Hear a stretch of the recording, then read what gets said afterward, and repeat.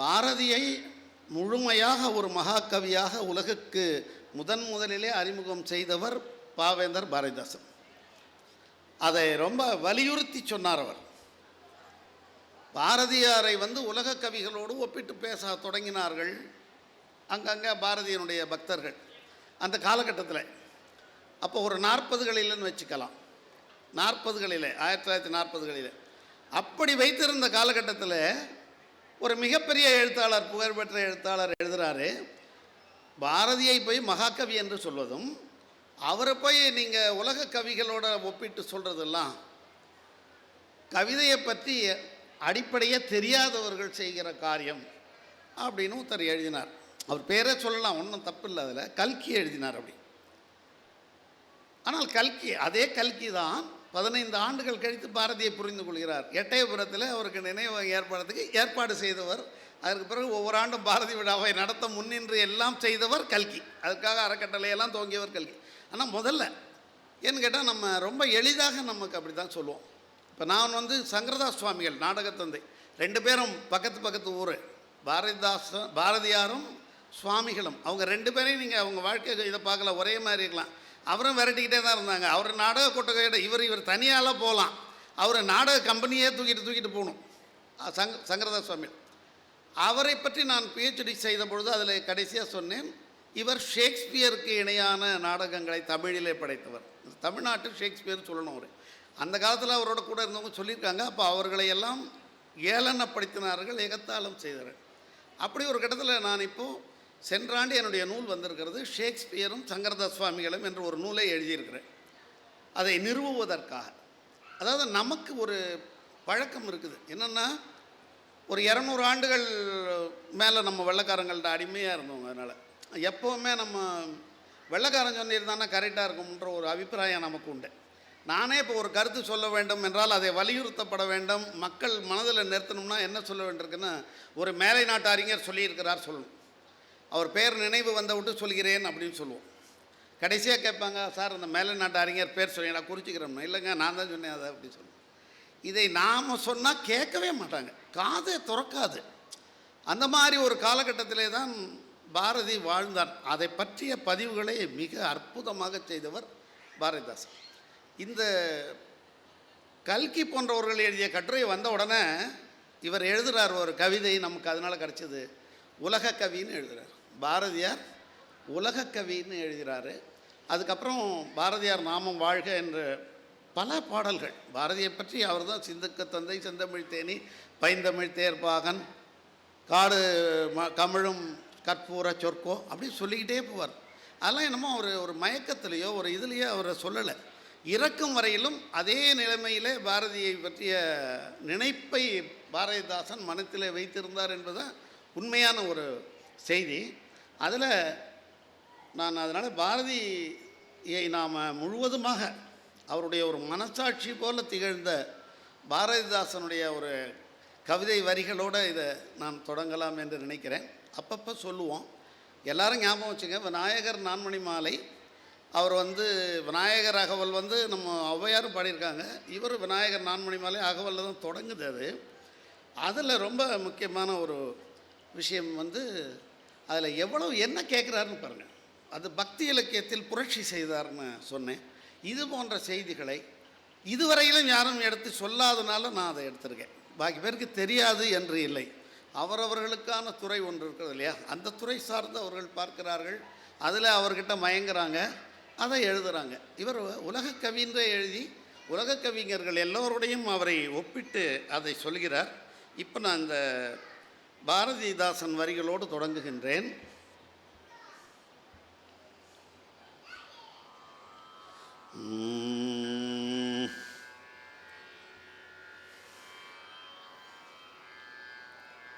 பாரதியார் நாமம் வாழ்க என்று ஒரு 6-7 பாடல்கள் பாருங்கள். அதுலேருந்து ஒரே ஒரு பாடலை மட்டும் நான் அதில் பாடுறேன், அதை கொஞ்சம் கவனித்து கேளுங்கள்.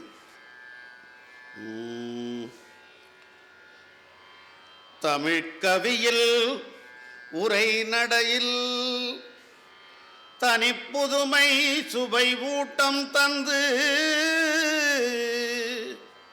தமிழ்கவியில் உரை நடையில் தனிப்புதுமை சுவை ஊட்டம் தந்து சந்த அமைப்பினிலே ஆவேசம் இயற்கை எழில் நற்காதல் ஆழம் காட்டி. இதெல்லாம் ஒரு கவிதையை பற்றி சொல்லிவிட்டு அடுத்து அவர் சொல்கிறது தான் ரொம்ப முக்கியமான கட்டம். இது பாரதியார் வாழ்ந்த, பாரதிதாசன் வாழ்ந்த காலத்து தமிழ் சமூகத்தை பற்றி எழுதுகிறார். இங்கே தமிழ்கவியில் உரை நடையில் தனிப்புதுமை சுவை ஊட்டம் தந்து சந்த அமைப்பினிலே ஆவேசம் இயற்கை எழில் நற்காதல் ஆழம் காட்டி தமைத்தாமே மதியாத தமிழர்க்கு. இவர் யாருக்கு கவிதை எழுதுன்னு சொல்றாரு? தமைத்தாமே மதியாத தமிழர்க்கு தமிழறிவில் தருக்கு உண்டாக்கி சுமப்பரிய புகழ் சுமந்த சுப்பிரமணிய பாரதியார் நாமம் வாழ்க. தமைத்தாமே மதியாத தமிழர்க்கு தமிழறிவில் தருக்குண்டாக்கி சுமப்பரிய புகழ் சுமந்த சுப்பிரமணிய பாரதியார் நாமம் வாழ்க. இதுபோல் நிறைய பாடுறார். பல பாடல்களில் அந்த எப்படியெல்லாம் இவங்க கஷ்டப்படுறாங்க அப்படிங்கிற மாதிரியான விஷயங்களை பாடுறாரு. அதே நேரத்தில் ஒரு பாடல் இந்த தலைப்புக்கானது, அது அதை இப்போ பாடுறேன்னா, இதை கவிமணி பாடினது, கவிமணி எழுதியது. கவிமணி பாட மாட்டார், ஆனால் தண்டபாணி தேசிகர் அதை பாடியிருக்கிறார். அந்த காலத்தில் அவருக்கு இசை முரசு என்று பெயர். அப்படி ஒரு அற்புதமான ஒரு பாடகர் அவர் பாடியிருக்காரு. பாட்டுக்கொரு புலவன் பாரதியடா. ஒவ்வொரு வரியிலையும் அடா போடுறார் அவர். ஏன் தெரியுமா? அதட்டி கதட்டி சொன்னாலாவது இவங்க கேட்பாங்களான்ற ஒரு காலகட்டம் அந்த பாட்டு எழுதும்போது. கவிமணி பாரதியாரோட வயதில் மூத்தவர். அவர் எழுதுகிறாரு, பாட்டுக்கொரு புலவன் பாரதியடாவன் பாட்டை பண்ணோடொருவன் பாடினானடா. பாட்டுக்கொரு புலவன் பாரதியடாவன் பாட்டை பண்ணோடொருவன் பாடினானடா. கேட்டு கிறுகிறுத்து போனேனேடா.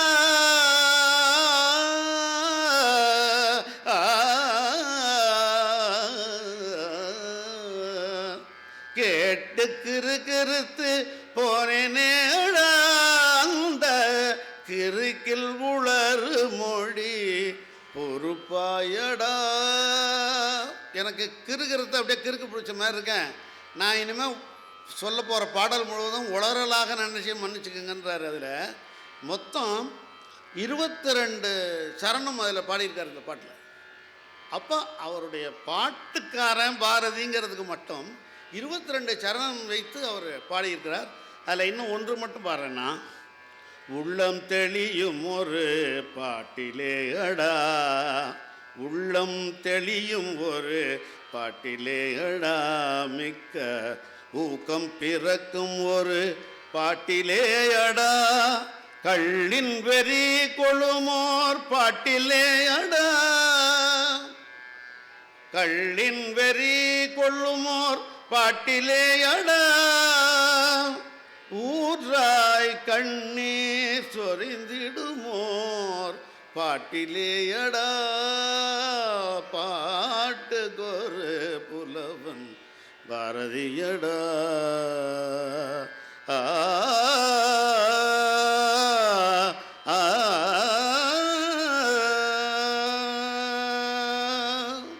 இந்த பாட்டு கவிமணி எழுதி அந்த காலத்தில் தண்டபாணி தேசிகர் பாடாத மேடையே கிடையாது.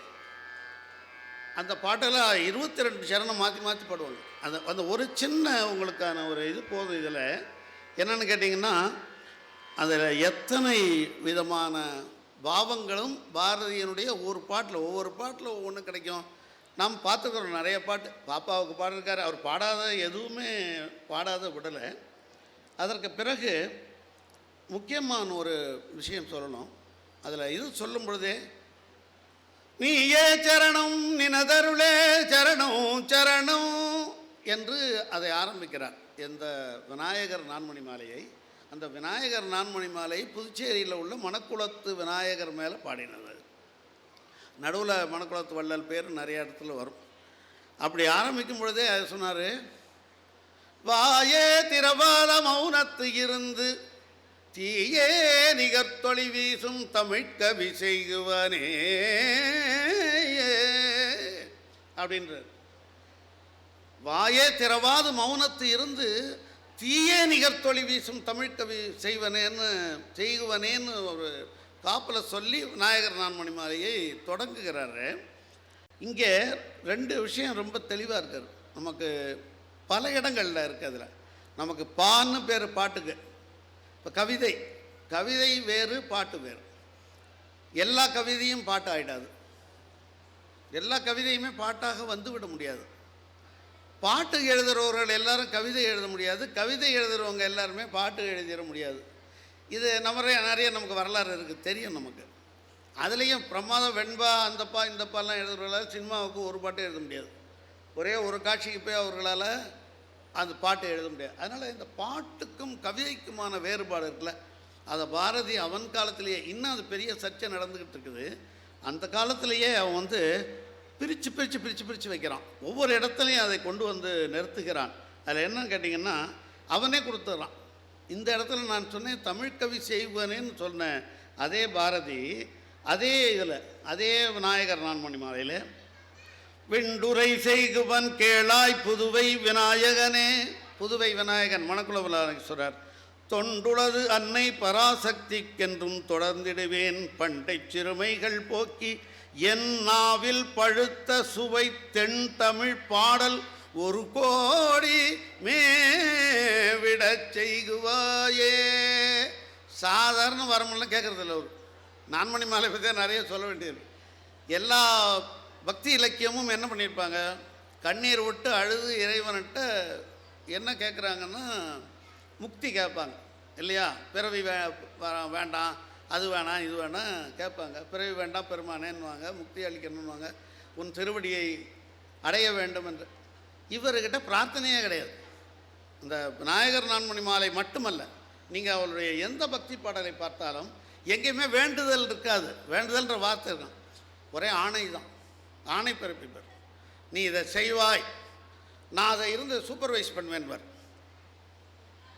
அதாவது நீ செய்கிறியான்னு நான் இருந்து பார்ப்பேன்னு சொல்கிறாரு ஒவ்வொரு பாடலையும்னா அது பக்தி இலக்கிய புரட்சியா இல்லையா. இந்த இடத்துல சொல்கிறார் பாருங்க, அவருடைய ஆசை பாருங்க. அங்கே தீயே நிகர்த்தொளி வீசும் தமிழ்கவி செய்குவனேன்னு தொடங்கினவர் உடனே சொல்கிறாரு, வெண்டுரை செய்குவன் கேளாய் புதுவை விநாயகனே, தொண்டுளது அன்னை பராசக்திக்கு என்றும் தொடர்ந்திடுவேன் பண்டை சிறுமைகள் போக்கி என் நாவில் பழுத்த சுவை. என் நாவில் பழுத்த சுவை. ஒரு பாட்டு ரெண்டு பாட்டு வேணும் கேட்கல, 1 கோடி பாடல் நான் எழுதுவேன், அதுக்கு நீ அதுக்கு ஏற்பாடு பண்ணுற அப்படின்றார். ஒரு ஆர்டர் போடுறாரு அவர்கிட்ட. அதை சொல்கிறாரு, பாடல் 1 கோடி மேவிட செய்வேன். ஒரு தரம் 4000 திவ்ய பிரபந்தத்தை பற்றி அவர்கிட்ட ரொம்ப இதுவாக, கூளைக்கண்ணன் ஒரு பேர் பாரதியை பற்றி தெரிந்தவர்களுக்கு தெரியும். அவருடைய ஒரு அடிமை மாதிரி இருந்த சேவகம் பண்ணவர். அவர் 4000 திவ்ய பிரபந்தம் பண்ணியிருக்காங்க, அதெல்லாம் தெரியுமா உமக்கு ஓய் அப்படின்னு கேட்குறார். அப்படியா 4000மா? ஆமாம், ஆழ்வார்கள் 12 பேர் செஞ்சு. என்னையா 12 பேர் 4000 பாடினான்னு சொல்லிக்கிட்டு இருக்க?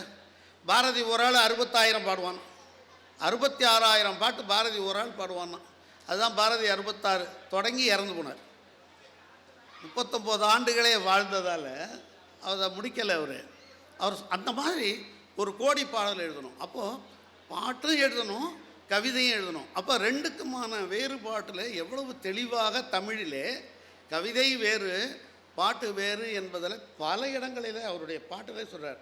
ஒரு இடத்துல சொல்கிறாரு, நம்ம எல்லாருக்கும் தெரிஞ்சது, காணின் நிலம் வேண்டும் பராசக்தி காணின் நிலம் வேண்டும். அங்கே என்ன கேட்குறாரு, கவிதையை கேட்கலாங்க. பாட்டு கலந்திடவே அங்கே ஒரு பத்தினி பெண் வேண்டும். பாட்டு பிறக்கணும்னா பக்கத்தில் ஒரு பத்தினி பெண் வேணும்ன்றார். சும்மா நைன்னு நகை கடைக்கு போகணும், மளிகை கடைக்கு போகணும், அது இல்லை இது இல்லை உப்பு இல்லை மிளகா இல்லைன்னு சொல்கிற பெண்ணு இருக்கக்கூடாது. பாட்டை ஆர்வமாக ரசித்து கேட்கக்கூடிய பெண் இருக்கணும்னு கேட்குறாரு. பாட்டு கலந்திடவே ஒரு பத்தினி பெண் அங்கே வேணும், காணி நிலம் வேண்டும் கேட்குற பொழுது காணி நிலத்தில் அந்த பாட்டை பற்றி ரொம்ப தெளிவாக சொல்லுகின்றார். அதே பாட்டில் என்ன பண்ணுறாரு தெரியுமா? கூட்டுக்களியினிலே கவிதைகள் கொண்டு தர வேணும்ன்றார். உடனே எனக்கு பாட்டும் வேணும் கவிதையும் வேணும், பாட்டும் வேணும் கவிதையும் வேணும். இது ரெண்டையும் எதுக்காக கேட்குறாருன்னா சமூகத்துக்கு கேட்குறாரு. சமூகத்தினுடைய பயனை வைத்து தான் எல்லாத்தையும் கேட்குறாரு அப்படிங்கிறது தான் அவருடைய மிகப்பெரிய இது. அதே போல் ஒரு இடத்துல சொல்கிறார், பராசக்தி கிட்ட வேண்டும் பொழுது கூட பாருங்கள், அவர் தனக்காக எதையுமே பண்ணல. பாட்டு திறத்தாலே இவ்வையத்தை பாலித்திட வேணும், இவ்வையத்தை பாட்டு திறத்தாலே பாலித்திட வேணும் அப்படின்றார். பாட்டு திறத்தால எத்தனை பேர் இந்த உலகத்தை ஆண்டுட்டு போயிருக்காங்க, எத்தனை பேர் ஆண்டு கொண்டு இருக்கிறார்கள் சொல்லுங்கள், எத்தனை பேர். அப்போ இந்த பாட்டு கவிதை என்பது, அதனால தான் நான் முதல்ல சொன்னேன், தமிழ் என்பது இசை மொழி. இசையை தவிர்த்து தமிழ் கிடையாது. அதை ரொம்ப நம்ம முக்கியமாக புரிஞ்சுக்கணும். அதனால தான் இசைத்தமிழ் நாடகத்தமிழ் சொன்னாங்க. நாடகத்தமிழுக்கு வரையில் அதற்கான இசை வேறு. நான் அந்தக்கிட்ட இப்போ போகலை. அதற்கப்புறம் நான் அதே வெள்ளைத்தாமரை பூவில் இருப்பாள்னு கர்நாடக இசையில் பாடாத வித்வான்கள் கிடையாது. 3 தலைமுறையாக சரஸ்வதி மேலே அந்த பாடலை பாடுவார்கள்.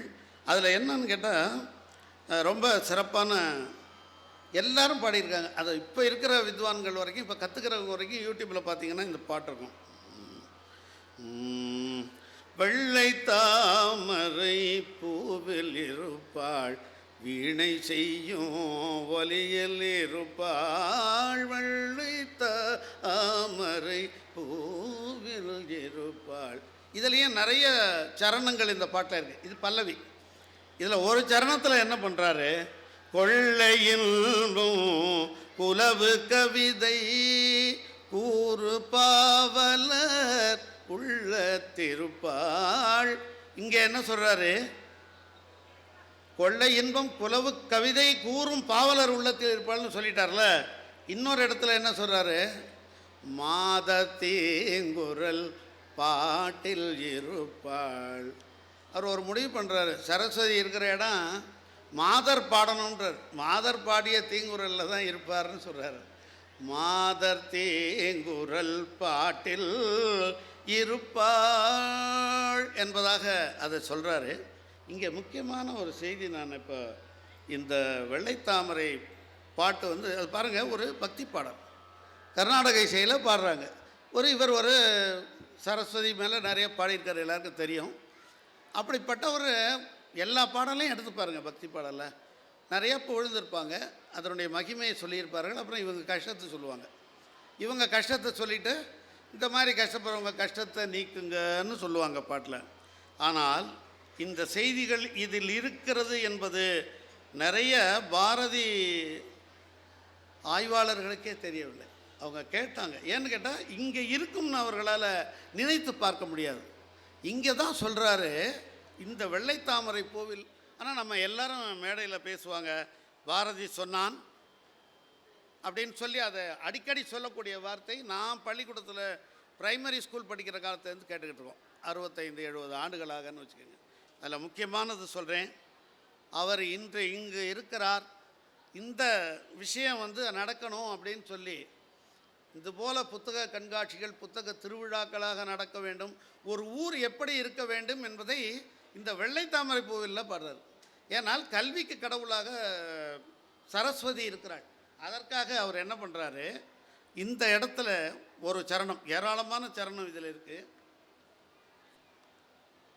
அதில் அவர் சொல்கிறார் பாருங்க, வீடு தோறும் கலையின் விளக்கம். இந்த சங்கீத வித்வான்கள் பாடியது, பாடல்கள் பாடினதில் வெள்ளைத்தாமரை பூவில் இருப்பாளில் 3 சரணம் தான் பாடுவாங்க. அது 3மே அவங்கள பற்றி இருக்கும், சரஸ்வதி பற்றி இருக்கும். அந்த 3 தவிர அப்புறம் இருக்கிறதெல்லாம் சமூகத்துக்கு வேண்டியது, மக்களுக்கு வேண்டியது. அதை இந்த பாட்டில் கொண்டு போய் எழுதுறாரு. அவர் இதை ஏன் எழுதினார், இதில் எழுதினார்னா ஒரு சாமி பாட்டுன்னாவது படிப்பாங்கன்னு. அப்படியும் படித்த மாதிரி தெரியல. ஏன்னா நம்ம ஆளுங்க அதையும் படித்த மாதிரி தெரியல. வெள்ளைத்தாமரை பூவில் வேறு பாட்டை ரெக்கார்டை போட்டோமா கேட்டோமா அந்த 3 தான் பாடுவாங்க, அதுக்கப்புறம் எதுவும் பாட மாட்டாங்க. அதில் பாருங்கள், இந்த இடத்துல தான் சொல்கிறாரு, வீடு தோறும் கலையின் விளக்கம் வீதி தோறும் இரண்டொரு பள்ளி. நமக்கு இப்போ இது ரொம்ப இதில் என்னங்க பெரிய எழுதிட்டார் தோணுவோம். இவர் எழுதிய காலகட்டம், நான் படித்த காலகட்டத்தில் 60களிலே நாங்கள் படிக்கும் பொழுது எங்கள் ஊரில் இருந்த உயர்நிலைப்பள்ளி, எங்கள் ஊரே ஒரு கிராமம் தான், அது உயர்நிலைப்பள்ளியில், அரிமளம் உயர்நிலைப்பள்ளியில் சுற்று வட்டாரத்தில் 20 கிலோமீட்டர் வரைக்கும் 9th 10th கிடையாது, அங்கே தான் வரணும். அதை விட மோசமாக இருந்திருக்கும் அவர் காலத்தில் இல்லையா? திண்ணப்பள்ளிக்கூடம் தானே. அப்போ எழுதுகிறார் அவர், வீடு தோறும் கலையின் விளக்கம் வீதி, இதெல்லாம் வைக்காதீங்க, டீ மட்டும் வைக்க.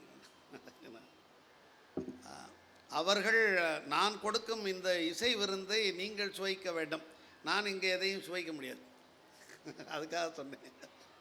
அப்போ எந்த இடத்துல வைக்கிறாங்கிறது தான் பாரதியினுடைய உயரத்தை நான் பார்க்குறேன். அவனுக்கு வேறு எதுவுமே இல்லைங்க. எப்போ பார்த்தாலும் இந்த சமூகம் சமூகம் சமூகம், இந்த தமிழ் சமூகம். அவருடைய உரைநடை பகுதியிலெல்லாம் நீங்கள் படிக்கணும். அவருடைய பேசிய உரையாடல்கள்லாம் இப்போ வந்திருக்கு. அதிலெல்லாம் சொல்கிறாரு, யாராவது ஒரு நாட்டுக்காரன் தமிழை விட என் மொழி சிறப்பாக இருக்குன்னு சொன்னாலும் எனக்கு மனசுக்கு கஷ்டமாக இருக்குன்றாரு. தமிழன் யாராவது ஒருத்தன் குனிஞ்சிக்கிட்டு மல்ல குனிஞ்சு கனிஞ்சு போனாலே எனக்கு எரிச்சலாக இருக்குது, இப்படியே போகணுன்றார். நிமிர்ந்து அவன் நடக்கணும், தமிழன்ற ஒரு செருக்கு அவனுக்கு வரணும் வரணும் பல இடங்களில் சொல்லிக்கிட்டு போகிறார். இந்த இடத்துல அந்த சமூகம் எப்படி மாற வேண்டும் என்பதுக்கு சொல்கிறாரு, வீடு தோறும் கலையின் விளக்கம் வீதி தோறும் இரண்டொரு பள்ளி நாடு முற்றிலும் உள்ளன ஊர்கள் நகர்கள் எங்கும் பல பல பள்ளி வெள்ளை தாமரை. அதுக்கும் ஏதாவது சம்மந்தம் இருக்குதா அப்படின்னு பார்ப்போம். அதில் மாதர் தீங்குரல் அதெல்லாம் சரஸ்வதி பற்றியே இருக்குது, அதை திருப்பி பாடுறாங்க. இங்கே என்ன பண்ணுறாரு இவர், இதெல்லாம் சொல்லிவிட்டு வெள்ளை தாமரைன்னு பாடுறார். அப்போ அடுத்து வர்றது, தேடு கல்வியிலாதொரு ஊரை தீயினு கீரையாக மடுத்தல். இந்த மாதிரி பாடுறதுக்கு இடைஞ்சல் முடிஞ்சலாக்கும் தான் அவங்க எல்லாம் விட்டுடுறது. இதெல்லாம் கேட்டால் ஏன் அவங்க பாடாமல் விட்டாங்க அப்படிங்கிறதுக்கு ஒரு காரணம். என்ன சொல்கிறாரு, வீதி தோறும் 2 ஒரு பள்ளி இருக்கணும், ஊர் ஊராக போய் பார்க்கணும். பள்ளி இல்லாத ஊராக இருந்தால் அந்த ஊர் இருக்க வேண்டியதில்லை, தீயை போட்டு கொளுத்தி அழிச்சிடுன்றார். இப்போ நிலைமை, அவர் சொன்னது எல்லாமே தமிழை மனத்தில் வைத்து கொண்டு எழுதியது எல்லாம். இப்போ வீதி தோறும், வீதியில் வீட்டை விட பள்ளி அதிகம் இருக்குது. எங்கள் ஊர்லெல்லாம் வீடுகளை விட பள்ளிகள் அதிகம் இருக்குது. தமிழை தான் காணும், தமிழை தான் காணும். அவர் தமிழ் கல்விக்காக தான் அவ்வளவு செய்தார், அதுதான் மிகப்பெரிய விஷயம். அப்புறம் சொல்கிறார் அடுத்தது, கேடு தீர்க்கும் அமுதம் என் அன்னை கேண்மை கொள்ள வழி இவை கண்டீர்ங்கிறார். என்னுடைய தேசம், என்னுடைய மக்கள், என்னுடைய மொழி எல்லாம், என்னுடைய தாய்மொழி வளரணும்னு சொன்னால் அதற்கான வழி இதெல்லாம் கண்டீர்னு இதை பற்றி பேசுகிறாரு, கல்வியை பற்றி பேசுகிறாரு. சரி, கல்வி தெய்வம் நல்லது. இங்கே இன்னொன்று பேசுகிறார் பாருங்கள், கல்வியினுடைய முக்கியத்துவத்தை பேசுகிறதுக்கு இந்த பாடலை தான் தேர்ந்தெடுத்துருக்கிறாரு. இந்த வெள்ளைத்தாமரை பூவில் இருப்பாள்ங்கிறது இதில் இருக்குன்னு தெரியாமல் இந்த வரிகளை சிலர் சொல்லுகிறார்கள், ஔவையார் எழுதினார்னு சொல்லிக்கிட்டு இருக்காங்க. பாரதியார் வெள்ளைத்தாமரை பூவில் இருப்பாளில் தான் இந்த வரிகளை எழுதுகிறார். என்ன எழுதியிருக்கார் பாருங்க, இன்னருங்கனி சோலைகள் செய்தல் இனிய நீர்த்தன் சுனைகள் இயற்றல் அன்னசத்திரம் 1000 வைத்தல் ஆலயம் 10000 நாட்டல் பின்னருள்ள தருமங்கள் யாவும் பெயர் விளங்கி ஒளிர நிறுத்தல் அன்னையாவினும் புண்ணியம் கோடி ஆங்கோர் ஏழைக்கு எழுத்தறிவித்தல் வெள்ளை தாமரை பூவில் இருப்பாள் அப்படின்ற. எங்கே எதெல்லாம் பேசியிருக்காரு பாருங்க. ஒரு சரஸ்வதி துதி இது வந்து பக்தி இலக்கிய புரட்சியா இல்லையா? பக்தி இலக்கியத்தில் புரட்சி பண்ணார். நம்மால் என்ன பண்ண தமிழ் இலக்கிய வரலாறு எழுதும்போது பக்தி இலக்கியத்தில் ஏன்டா இவர் போடுற இவர் பேரை எடுத்துரு, ஏன் அது புரட்சி பண்ணார்? அது பக்திய இலக்கியமே இல்லைன்னு விட்டான். பக்தி இலக்கியமே இல்லைன்னு விட்டுடலாம்ல. அவர் பேரை போடலன்னா யார் கேட்க போகிறா? அது நம்மக்கிட்ட முன்னாடி தேவாரம் திருவாசகம் அது இதெல்லாம் பக்தி இலக்கியமும் இருக்குது, பெரிய வரிசை இருக்குது. அது போதும். அதில் கொண்டு போய் ஏன் இந்த ஆளை போடலை விட்டுட்டாங்க. இதை நான் நூலில் எழுதியிருக்கிறேன், சிந்துக்கு தந்தை என்ற நூலில் எழுதியிருக்கிறேன். இதில் இன்னொன்று சொல்கிற பாருங்க, இது கல்வி. அடுத்து நாட்டுக்கு வர்றார், நாட்டுக்கு வந்துடுறார். நாட்டு நலனுக்கு நிதி மிகுந்தவர் பொற்கு வைத்தாரீர். போர்க்காலங்களில் பூரா எல்லா சவுத்துலேயும் இதை எழுதி நான் பார்த்துருக்குறேன். சின்ன பிள்ளையிலேருந்து சீனா யுத்தத்தும் பொழுது இது அப்போ எல்லா இடத்துலையும் எல்லா சவுத்துலேயும் எழுதினாங்க. சீன யுத்தம் 60களில் 64 63 நடக்கும் பொழுது நிதி மிகுந்தவர் பொற்கு வைத்தாரீர், நிதி குறைந்தவர் காசுகள் தாரீர், அதுவும் மற்றவர் வாய்ச்சொல் அருளீர், ஆண்மையாளர் உழைப்பினை நல்கீர்னு சொன்னான். எங்கே சொல்கிறான்? வெள்ளை தாமரை பூவில். இந்த வரி இங்கே இருக்கும்னு யார் போய் தேடுவாங்க சொல்லுங்கள்? இந்த பாட்டில் இதெல்லாம் வரும்னு யார் சொல்ல முடியும்? ஒரு சரஸ்வதி துதி என்று அதற்கு பெயர். அதில் எழுதுகிறாரு. அப்போ இந்த பெண்கள் விடுதலை, பெண்களுக்கு வந்து இசை பாடணுங்கிறதுல பாரதியை போல வலியுறுத்தியவன் யாருமே கிடையாது. இது ரொம்ப முக்கியமான செய்தி. இதுலேயும் வைக்கிறார். நிதி மிகுந்தவர் பொறுப்பு வைத்தாரே, நிதி குறைந்தவர் காசுகள் தாரே. இதெல்லாம் அந்த டியூனில் வரணும். வெள்ளை தாமரை மாத தேங்குரல் பாட்டில் இருப்பாள். ஏன் இதை சொல்கிறேன்னா, இங்கே இருக்கிறவங்க எல்லாருக்கும் ஒன்று சொல்கிறேன். நீங்கள் நினைத்தால் எல்லோரும் பாடலாம். இப்போ நான் பாடுற மாதிரி பாடலாம், அது சுமார். நான் பாடுறத விட நல்லாவும் பாடலாம். ஏன்னா எல்லாம் இப்போ யூடியூப்பில் இருக்குது. அவங்க இந்த 3 சரணம் பாடியிருப்பாங்க, அதை கேட்டுக்கிட்டே பாக்கியெல்லாம் நீங்கள் பாடுங்கன்று. அவர் அதுக்காக தான் அந்த ஆள் எழுதினான். அது சொல்கிறேன். அடுத்தது தான் ரொம்ப முக்கியமானது. மதுரத்தே மொழி மாதர்கள் எல்லாம். அவருக்கு பெண்கள் வாயை திறந்தாலே மதுரை தேமொழி தான்றார். அப்படியே அவர் அந்த பெண்களுடைய குரல், அந்த மொழி எல்லாத்தையுமே அதான் சொல்கிறார். அப்போ சொல்கிறாரு, மதுர தேமொழி மாதர்கள் எல்லாம் வாணி பூசை புரியன பேசீர், எதுவும் நல்கி இங்கு எவ்வகையாலும் இப்பெரும் தொழில் நாட்டுவோம் வாரீர், வெள்ளை தாமரை பூவில் இருப்பாள். இது மாதிரி மொத்தம் ஒரு 10 சரணங்கள் எழுதியிருக்காரு. இது மாதிரியாக இந்த நாட்டை உருவாக்குறதுக்காக வெள்ளை தாமரை பூவில் இருப்பாள் பாடுவோம்னு முடிக்கிறார். அந்த ஒரு பாடலில் எத்தனை செய்திகளை அவர் சேர்த்திருக்கிறார் என்று பாருங்கள். இதை போல் நிறைய சொல்லிக்கிட்டே போகலாம். இப்போ நான் விநாயகரும் நான்மணி மாலையிலேருந்து ஒரு சில மட்டும் சொல்கிறேன். அதில் வந்து மிக முக்கியமான ஒரு 2-3 பகுதி சொல்ல வேண்டியிருக்கு. அதை நான் எல்லாமே நினைவில் இருக்க மாட்டேங்குது. இருக்கட்டும். அதாவது ரொம்ப முக்கியமானது, அந்த கடமையை பற்றி சொல்கிறார். என்ன வரம் கேட்குறாருங்கிறத மட்டும் சொல்கிறேன். இந்த மாதிரி உலக கவிஞன் எவனாவது ஒருவன் சமூகத்திற்காக அது மாதிரி கேட்டுக்கிறான்னு சொல்லுங்கள். நான் விநாயகர் மணிமாலையை பற்றி, நான்மணி மாலை பற்றி, நான் பாரதியை பற்றி எழுதினதில் நான் எல்லாத்தையும் வாபஸ் வாங்கிடுறேன். ஆனால் நீங்கள் யாராவது ஒரு கவிஞனை எனக்கு காமிக்கணும், கவிஞனுடைய எழுத்தை காமிக்கணும். பாரதி காலத்தில் அதற்கு உலக கவிஞர்கள் என்று சொல்லப்படுகிறவர்கள்.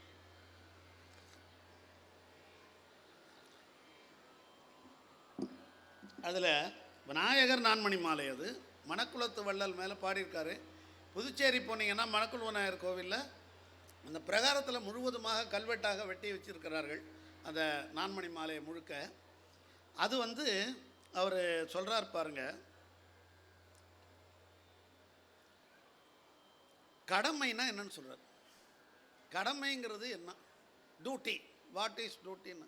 கடமைன்னா அவன் வேலையை ஒழுங்காக செய்கிறது, நல்ல பிள்ளைக்கு அப்பாவாக இருக்கிறது, அப்பாவுக்கு நல்ல பிள்ளையாக இருக்கிறது, வாத்தியாராக இருந்தால் ஒழுங்கான வாத்தியாராக இருக்கிறது, மாணவனாக இருந்தால், இதை நம்ம கேட்டிருக்கிறோம். நமக்குன்னு சில கடமை சொல்லியிருக்காங்க. அவர் எல்லாத்தையும் விட்டார்.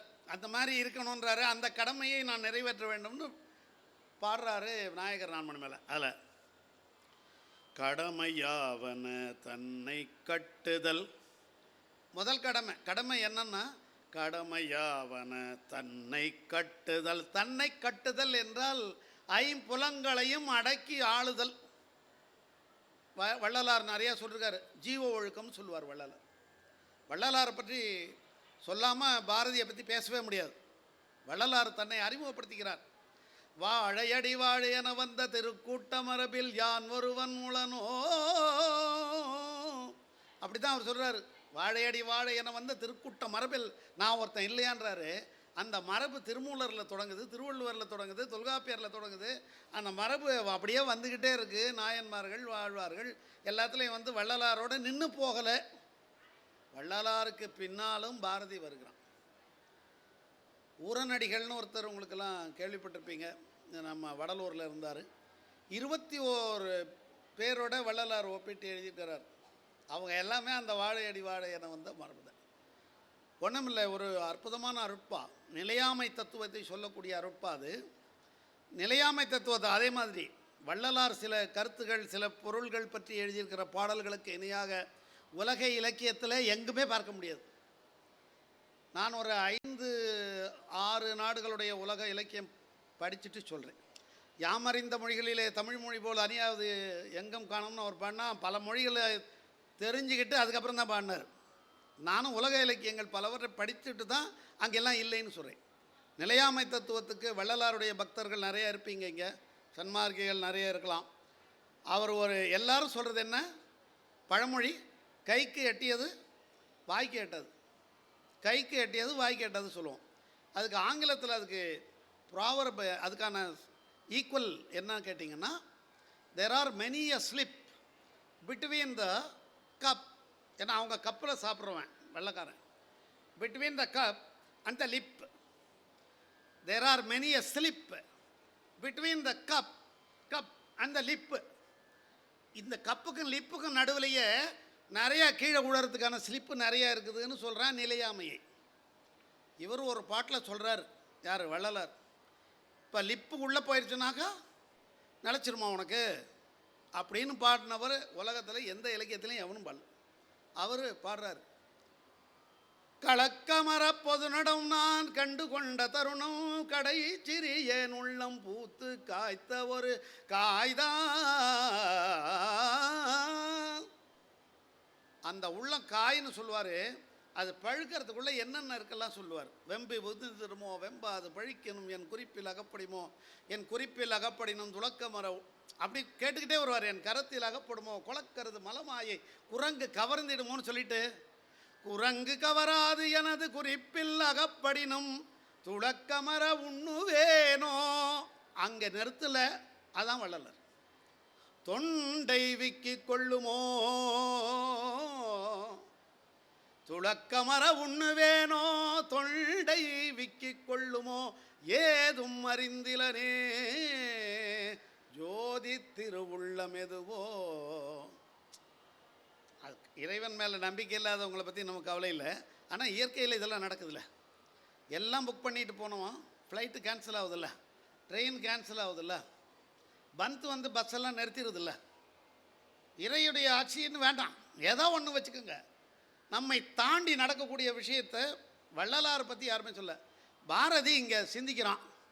களக்கமர பொது நடம் நான் கண்டு கொண்ட தருணம் ரொம்ப பாதிச்சிருச்சு பாரதியை. அவன் என்ன எழுதுறான், மின்டோ மார்லி சீர்திருத்தம் வருது, அந்த இடத்துல போடுறாரு களக்கமர பொது நடம் மெட்டுன்னு போடுறாரு. இந்த பாட்டுக்கு பேரலாக அந்த மின்டோ மார்லி சீர்திருத்தத்தை எழுதிக்கார். இன்னுமே இந்த அருட்பாவை மனதில் வைத்து நீங்கள் அந்த கவிதையை படித்து பாருங்கள். அதற்கு ஒரு புதிய பொருள் கிடைக்கும். அவன்தான் பாரதி. நீங்கள் ஒவ்வொரு முறை படிக்கும் பொழுதும் 10 ஆண்டுகளுக்கு ஒரு முறை படிக்கும் பொழுதும் அப்படி தானே முதல்ல நிராகரித்தவங்க பூரா அவனை கொண்டாட ஆரம்பித்தார்கள். அப்போ ஒவ்வொரு முறை ஒரு பொருள் கிடைக்கும். நமக்கு வயது ஆக ஆக ஆக வேறு பொருள் கிடைக்கும். அவன்தான் பாரதி.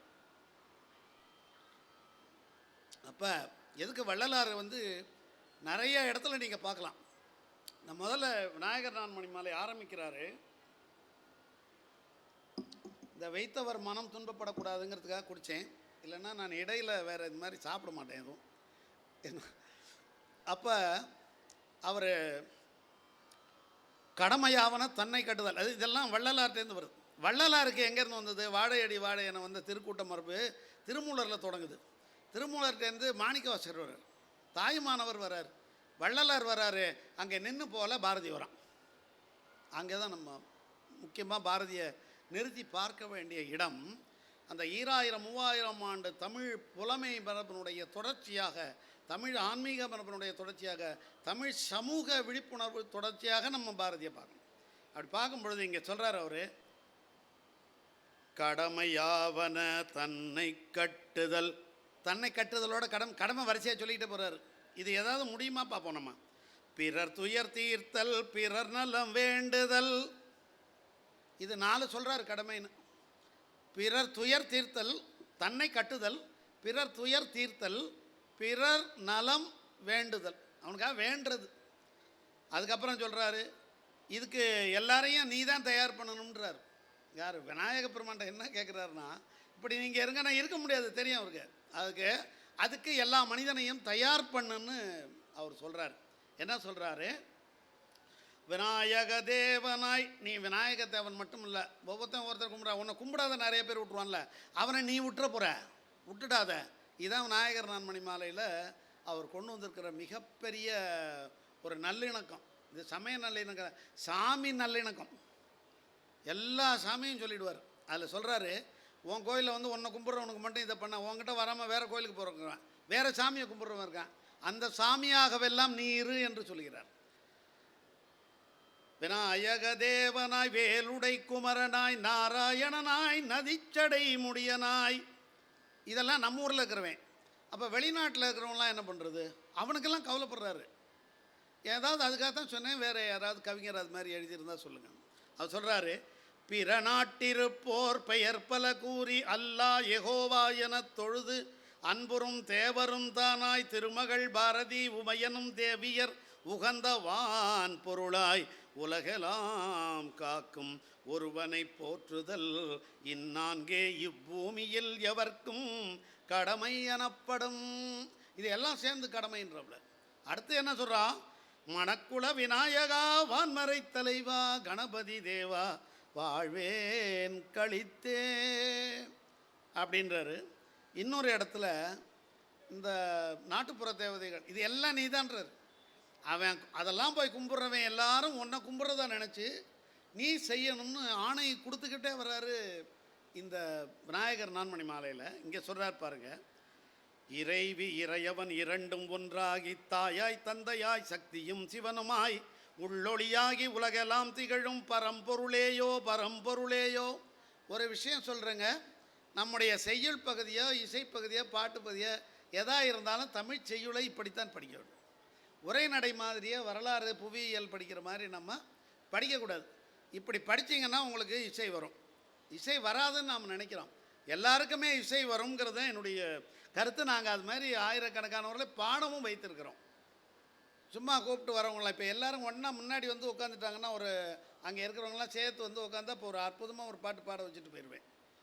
என்னை விட நன்றாக நீங்கள் பாடுவதை உங்களுக்கு காண்பித்து விட்டு போயிடுவேன். ஏன்னா எல்லாரும் பாட முடியும் மனிதனாக. அதனால தான் பாரதி அவ்வளவு உறுதியாக சொல்கிறான். அப்போ அவர் சொல்கிறாரு, ஆதி மூலமே அனைத்தையும் காக்கும் தேவதேவா சிவனே கண்ணா வேலா சாத்தா விநாயகா மாடா இருளா சூர்யா இந்துவே சக்தியே வாணி காளி மாமகளோயோ ஆணாய் பெண்ணாய் அலியாய் உள்ளது யாதுமாய் விளங்கும் இயற்கை தெய்வமே வேதச்சுடரே மெய்யாங் கடவுளே அபயம் அபயம் நான் கேட்டேன் நோவு வேண்டேன் நூறாண்டு வேண்டினேன் அச்சம் வேண்டேன் அமைதி வேண்டினேன் உடைமை வேண்டேன் உன் துணை வேண்டினேன் வேண்டாதனைத்தையும் நீக்கி வேண்டியது அனைத்தும் அருளுவது அருள்வாய் பராபரமேன்னு பாடலவர். அருளுவது உன் கடனே, அதான் அவன் வேலை, அதை செய்யணும் முடிக்கிறான். எங்கே இருக்கு?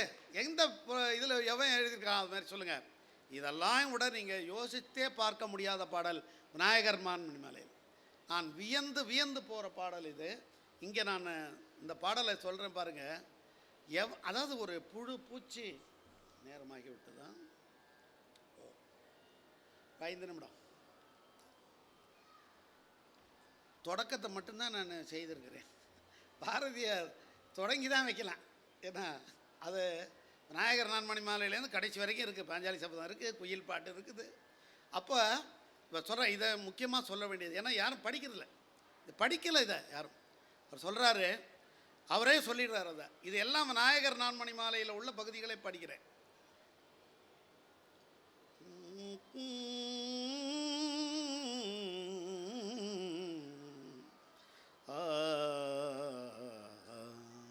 இதை போல ஒரு வேண்டுதலை இறைவனிடம் உலகின் எந்த புலவனும் வைத்ததில்லை.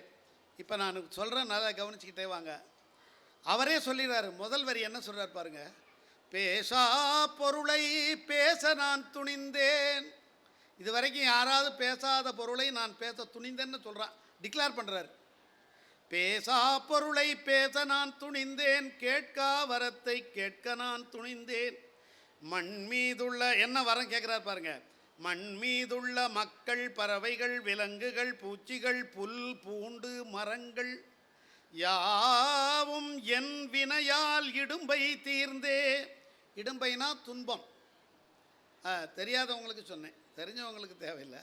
இடும்பை தீர்ந்தேன்னு சொன்னால் துன்பம் தீர்ந்துன்னு. இன்பமுற்று அன்புடன் இணங்கி வாழ்ந்திடவே செய்தல் வேண்டும் தேவ தேவா. இதை நீ செய்யணும், செய்ய வேண்டும், யூ மஸ்ட் அப்படின்னு போடுறாரு. எல்லாம் கண்டிஷன் தான். அதுவும் எல்லாரும் இன்புற்று இருக்கிறதுக்கு என்னுடைய செய்கை அதுக்கு காரணமாக இருக்கணும். இவருடைய செய்கை பாடுவது, அதுதான் அங்கே முக்கியம். பாட்டு ஏற்றதுக்கு சொல்லியிருக்காருல்ல, பாலித்திட வேண்டும் என்று சொல்கிறார். பாட்டு திறத்தால் வையத்தை, அந்த வையத்தில் இருக்கிற எல்லாத்தையும் பட்டியலிடுறாரு. மண் மீதுள்ள மக்கள், பறவைகள், விலங்குகள், பூச்சிகள், புல் பூண்டு, மரங்கள் யாவும் என் வினையால் இடும்பை தீர்ந்தே இன்பமுற்று அன்புடன் இணங்கி வாழ்ந்திடவே செய்தல் வேண்டும் தேவதேவா. செய்தல் வேண்டும் சொல்கிறார்ல, அதோட உடலை அங்கே தான். நீ செய்கிறியான நான் பார்ப்பேன்றார் அடுத்த வரியில். எங்கே நின்று பார்ப்பறான்? ஞானாகாசத்து நின்று, ஞானாகாசத்து நடுவே நின்று நான் பூமண்டலத்தில், இந்த பூலோகத்தில் அன்பும் பொறையும் விளங்குக, துன்பமும் இடிமையும் நோவும் சாவும் நீங்கி சார்ந்த பல்லுயிரெல்லாம் இன்புற்று வாழ்க என்பேன். உச்சாணியில் உட்காந்த ஆகாசத்தில், ஞானாகாசம்னா அறிவால் உயர்ந்த வானம், அந்த உச்சியில் இருந்து நான் இதெல்லாம் போகணும், பல்லுயிரும் இன்பமுடன் இருக்க வேண்டும், இன்புற்று வாழ்க என்பேன் நான். அதுக்கு அவர் என்ன பண்ணணுமா? இதனை நீ திருச்செவி கொண்டு திருவுளம் இறங்கி அங்கனே ஆகுக. அப்படியே ஆகட்டும்னு நீ சொல்லணும், நான் அதை அங்கேருந்து பார்ப்பேன்றார்.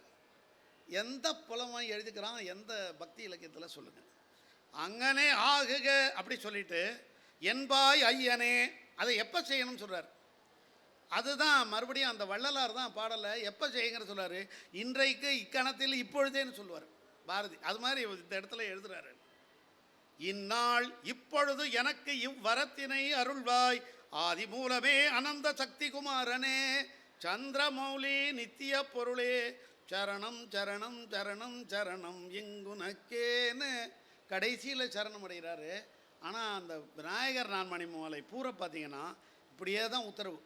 வெள்ளைத்தாமரை பூவில் இருப்பல் பார்த்தா அது மாதிரி உத்தரவு. நான் பேச ரொம்ப நினைத்தது நாமக்கல் இந்த நான்மணி மாலை யாரும் ரொம்ப படிக்கலை. அதே போல் குயில் பாட்டு, அதை பற்றி சொல்லணும்னு நினச்சேன், காலம் கருதி. ஏன்னா பாரதியை பற்றி ஒரே ஒரு பாரதியினுடைய பாடலை மட்டுமே ஒரு நாள் பேசலாம். அதில் போய் நான் ஆனால் ஏதாவது ஒன்று முழுமையாக சொல்லுங்கிறது ஒரு மகிழ்ச்சி இருக்குது. அதே நேரத்தில் குயில் பாட்டு, குயில் பாட்டில் எல்லாருக்கும் தெரிஞ்ச ஒரு வரி என்ன? குயில் பாட்டுன்னா நமக்கு ஞாபகத்துக்கு வர்ற வரி என்ன? யாராவது சொல்லுங்கள் பார்க்கலாம். குயில் பாட்டு, பாரதி குயில் பாட்டுனா உடனே அதான் சொல்லுவாங்க, எல்லாருக்கும் தெரியும். காதல் காதல் காதல் காதல் போயின் சாதல், காதல் போயின் காதல் போயின் சாதல் சாதல் சாதல். ஆக்சுவலாக அப்படி ஆரம்பிக்கிறார். கிளி பாடுகிற இது குயில் பாடுகிறதுன்னு தொடங்குறவர் என்ன பண்ணுறாரு, அடுத்தாப்பில் இசைக்கு போயிடுறார். குயில் பாட்டு என்பதில் முழுமையான ஒரு இசை இருக்கிறது. தமிழிசை என்பதற்கான விளக்கத்தை மிகச்சரியான விளக்கை இத்தனை ஆண்டுகளிலே பாரதி தான் கொடுத்துருக்கான். அதை குயில் பாட்டில் கொடுத்துருக்குறான். அதனுடைய தொடக்கத்தை சொல்கிறேன்.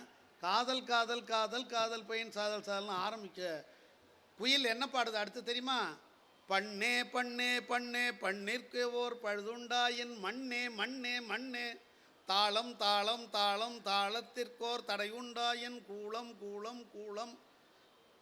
இப்படியே தான் அது நாதம் நாதம் நாதம் நாதத்திற்கோர் நலிவுண்டாயின் சேதம் சேதம் சேதம்.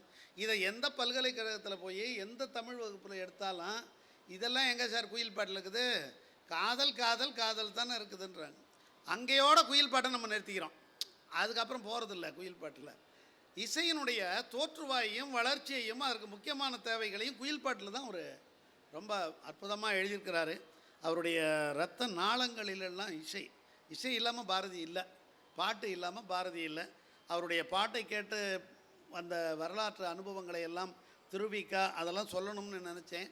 நேரம் கருதி அதை திருவிக்கா நாமக்கல் கவிஞர்லாம் அவங்க நேர கேட்டவர்கள். அதுபோல் நம்ம இவரும் பாரதிதாசன் அவ்வளவு எழுதுகிறாரு. பாரதிதாசன் அவர் எப்படி பிரவாகமாக அவரிடம் கொட்டும் பாரதியிடம் என்று சொல்கிறார். அப்படி வரும்போது இன்னொரு மிகப்பெரிய சிறப்பு பாரதி, அதோடு நிறைவு செய்கிறேன். பாரதியினுடைய பாடல்கள் தான் எல்லா இசையமைப்பாளர்களுக்கும் ஒரு பெரிய விருந்து. அவங்க நினைக்கிற மாதிரியெல்லாம் டியூன் போடுவாங்க. அதுபோல் வேறு எந்த கவிஞருடைய பாடல்களுக்கும் வந்ததில்லை. நீங்கள் யோசிச்சு பாருங்கள், ஒரே பாடலை இளையராஜா இசையமைச்சிருக்காரு, விஸ்வநாதன் இசையமைச்சிருக்காரு, இன்னொருத்தர் இசையமைச்சிருக்காரு. அவர் பாட்டை எடுத்து எல்லாரும் இசையமைப்பாங்க. அது ஒரு எந்த பாட்டை எடுத்திங்கனாலும் அது பாடும் கேட்குற பொழுது அதில் நல்லாயிருக்கும். இதெல்லாம் இல்லாமல் பாரதி ஒரு இசை போட்டிருக்கார். பாரதி ஒரு இசையமைப்பாளரும் கூட. பாரதி அவர் போட்ட இசையில் யாருமே பாடலைங்கிறது ஒரு மிக முக்கியமான ஒரு செய்தியையும் சொல்லி, ஆனாலும் அவர் போட்ட ராகத்தை போடலைன்னா கூட எப்படிப்பட்ட ஒரு இதற்கும் அது இசை அமைப்பாளர்களுக்கு ஒரு மிகப்பெரிய களஞ்சியமாக பாரதியுடைய இசைப்பாடல்கள் இருக்கின்றன. நீங்களாம் யோசிச்சு பாருங்கள். நான் சொன்ன பாடலாம் இப்போ ஓடி விளையாடு பாப்பா இருக்குது, காக்கை சிறையில் இருந்தலாம் இருக்குது. இந்த பாடலுக்கெல்லாம் எத்தனை இசை வந்திருக்குன்னு பாருங்கள். அது எல்லாமே எப்படி ஹிட்டாக இருக்குன்னு பாருங்கள். அதுக்கு காரணம் பாரதியினுடைய பாடல் ஒவ்வொன்றுமே ஒரு இசை களஞ்சியம். இசையமைப்பாளருக்கு என்ன வேணுமோ அது அவருக்கு கிடைக்கும் என்று சொல்லி, இந்த தேசிய ஒருமைப்பாட்டுக்கு சொல்லும்போது தாய்மொழி தாய்நாடை பற்றி சொல்லும்பொழுது சொன்னார் பாருங்கள், இந்த நேரத்துக்கு அது ரொம்ப முக்கிய தேவையாக இருக்குது. அதனால் அதை சொல்லி நிறைவு செய்கிறேன். அவர் சொல்கிறாரு, வாழிய செந்தமிழ் வாழ்க நற்றமிழர் அப்படின்னு சொல்லிட்டு வாழிய பாரத மணித்திரு நாடுன்னு சொல்கிறாரு. பாரத மணித்திரு நாடு வாழ வேண்டும் என்று சொன்னால் தமிழன் வாழ்ந்து ஆகணும்னு சொல்கிறார். இன்னி வரைக்கும் அது தொடருதா இல்லையா? நான் அரசியல் பேசவில்லை, பாரதியை பேசுகிறேன். அதை மாதிரி நல்லா புரிஞ்சுக்கோங்க. நான் அரசியல் பேசலை. நீங்கள் எந்த தலைவன் எந்த ஊரில் இருக்கிறவனோ பாரத நாடு வளர வேண்டும் என்று நினைத்தால் தமிழனும் சேர்ந்து வளர்ந்தால்தான் வளருங்கிறதுக்கு தான் இவர் என்ன பண்ணார், வாழிய தமிழையும் அழித்து விட்டு தமிழர்களை அழித்து விட்டு ஒரு நாளும் பாரதத்தை முன்னேற்ற முடியாது. எப்போவோ எழுதிட்டார் அதை. வாழிய செந்தமிழ் வாழ்க நற்றமிழர் வாழிய பாரத மணித்திரு நாடு வந்தே மாதரும் வந்தே மாதரும் வந்தே மாதரும். அதை தாயை வணங்குவோம்னு மொழிபெயர்க்கிறார். அதை சொல்லி தமிழர்களும் தமிழும் தமிழ் மொழியும் நைந்து போனால் நானும் நைந்து போவேன்னு பாவேந்தர் பாடுறார் பாரதியாருக்கு அப்புறம். அதுதான் அவர் அப்படி சொல்லிட்டார். ஏன்னா அவர்கிட்ட நெகட்டிவ் கிடையாது, எல்லாம் பாசிட்டிவ் பாரதியார்கிட்ட. இவர் ரொம்ப கோபம், அவரோட கோபக்காரர் இவர் பாரதிதாசன். அதனால தான் ஒழிஞ்சு போகும் அதுன்னு போகலாம் எழுதுகிறார். நைந்து போனால் நானும் நைந்து போவேன்னு சொல்கிறார் வாழ்வினில் செம்மையை செய்பவளில். அப்போ பாரதி சொல்கிறாரு, இந்த நாடு வாழணும், இந்த சமூகம் வாழணும், இது வாழணும், தமிழ் வாழணும். தமிழும் தமிழரும் வாழாமல் எந்த ஒரு சமூகமும் உலகத்தில் வாழ முடியாது என்பதை பாரதி திட்டவட்டமாக தன்னுடைய பாடல்களிலே பல இடங்களில் பதிவு செய்து சொல்லியிருக்கிறார் என்பதால் பாரதியால் தமிழ் தகுதி பெற்றதும் தமிழால் பாரதி தகுதி பெற்றதும் சொல்கிறாரு. அதுபோல் உங்கள் எல்லாராலும் நான் தகுதி பெற்றதும். ஏன்னா நீங்கள் கேட்டுக்கிட்டு இருக்கீங்களா, எனக்கு இப்போ இதை முடிக்கிறதுக்கு மனதே வரல, அவ்வளோ ஆர்வமாக கேட்குறாங்க. இருந்தாலும் பல நிகழ்ச்சிகள் இருக்கிறது என்பதனால இப்போ பாரதிய ஒரு அறிமுகத்தோடு நான் இங்கே நிறைவு செய்கிறேன். வாய்ப்புக்கு நன்றி, மகிழ்ச்சி.